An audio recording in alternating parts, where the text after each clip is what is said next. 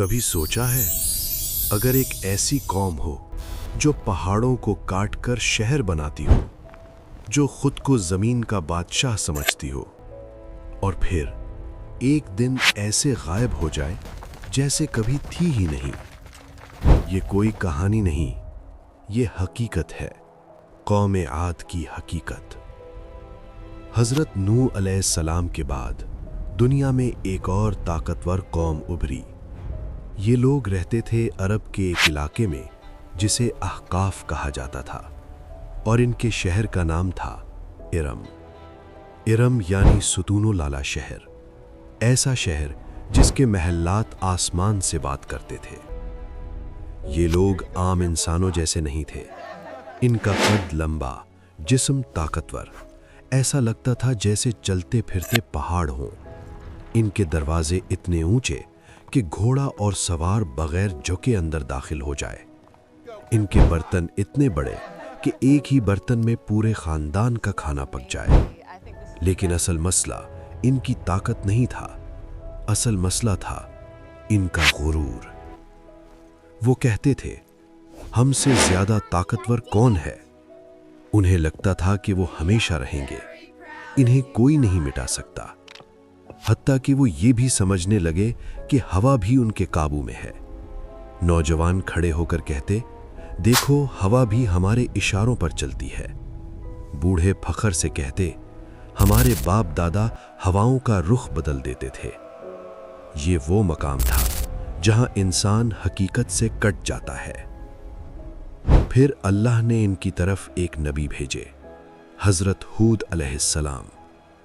उन्होंने कहा, ऐ मेरी कौम, सिर्फ अल्लाह की इबादत करो, इसके सिवा कोई माबूद नहीं। लेकिन जवाब क्या मिला? हंसी, मजाक और इनकार। किसी ने कहा, अगर तुम सच्चे हो तो अजाब ले आओ। कुछ लोग इनकी आवाज का मजाक उड़ाते, कुछ इन्हें देखकर रास्ता बदल लेते, क्योंकि सच सुनना आसान नहीं होता। हजरत हूद रोज आते, समझाते, बाजारों में, महल्लात के दरवाजों पर, लेकिन गुरूर से भरा दिल नसीहत कबूल नहीं करता। फिर अजीब निशानियां शुरू हुईं। एक रात आसमान पर खामोशी छा गई, न बादल न बिजली, लेकिन एक अजीब सी आवाज। लोगों ने कहा, ये तो पहाड़ों की आवाज है। हजरत हूद ने कहा, ये रहमत नहीं, तंबीह है। फिर जमीन हल्की सी हिली, जानवर बेचैन हो गए, लेकिन इंसान वो हंसे। कहने लगे, जमीन भी हमसे डरती है। ये उनका आखिरी मौका था जो उन्होंने जाया कर दिया। फिर अल्लाह का फैसला आया। सबसे पहले कहत पड़ा। एक साल कोई बारिश नहीं, दूसरा साल दरिया खुश्क, तीसरा साल जमीन बंजर। हंसी खत्म, फखर खत्म, सिर्फ प्यास बाकी। लोग आसमान की तरफ देखते, लेकिन जवाब खामोशी। जानवर मरने लगे, खेत जल गए, और वो कौम जो खुद को नाकाबिले शिकस्त समझती थी, अब पानी की एक बूंद को तरस रही थी। फिर एक दिन आसमान पर 3 बादल नजर आए, एक सफेद, एक सुर्ख और एक स्याह। उन्हें कहा गया, इनमें से एक चुन लो।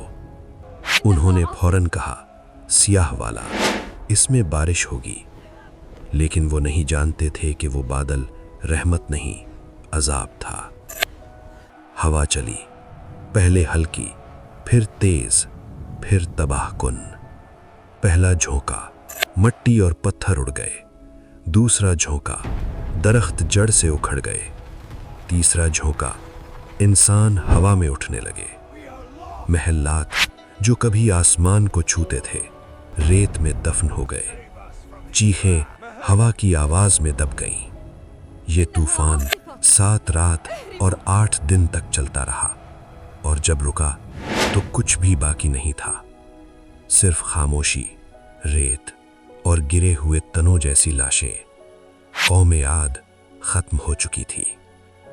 लेकिन जो लोग ईमान लाए थे, अल्लाह ने उन्हें बचा लिया। حضرت ہود اور ان کے ساتھی محفوظ رہے۔ حضرت ہود نے تباہ شدہ شہر کو دیکھا اور کہا، غرور ہمیشہ تباہی لاتا ہے اور اللہ کی نافرمانی انجام تک لے جاتی ہے۔